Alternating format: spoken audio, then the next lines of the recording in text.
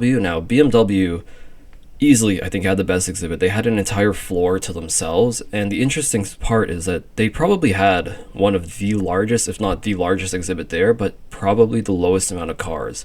They had so much space, and they think they made an excellent use of white space in this. They didn't take up too much space with just putting cars everywhere, and the cars that they did bring were nice to see. They brought out most of the M cars, they brought out sports bikes, they brought out the M SUVs, and while they did have some basic commuter and full electric cars, they kind of put them in a separate part of the exhibit that made them feel like a separate exhibit. Meaning you kind of walk in and you'd see all the M cars and everything, and then if you walk into a different room, you can see the all electric stuff, but they felt like two completely distinct rooms. Now, seeing cars like, the M4 in person was amazing. The M4, I think, is one of the best looking sports coupes of our current era, and perhaps one of their many showstoppers was the M5 wagon. Now, who doesn't love a wagon, and let alone an M5?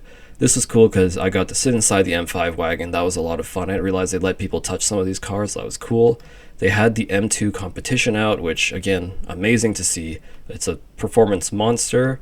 I think they had some of the 40i's, meaning the M8 40i, and I think I saw an M3 40i. The M3 40i was cool to see because that's a car that I'd want maybe as like a second car whenever I save up some more money. Of course, I still need to save up money for the first fun car, but the M3 40i and maybe something like the RS3 are in contention for the second fun car eventually.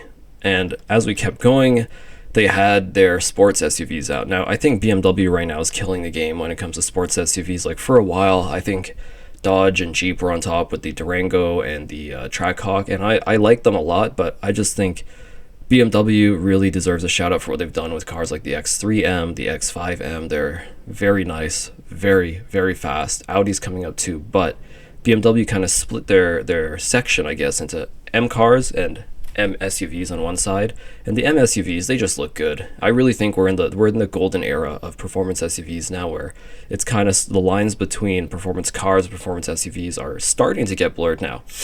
A dedicated track car will, of course, blow the doors off of a sports SUV, but it used to be the case that sports SUVs were just so much slower than performance cars. They shouldn't even be in the conversation if you want a fun car. Whereas now, if you want a fun car, a lot of people will comfortably recommend you a sports SUV.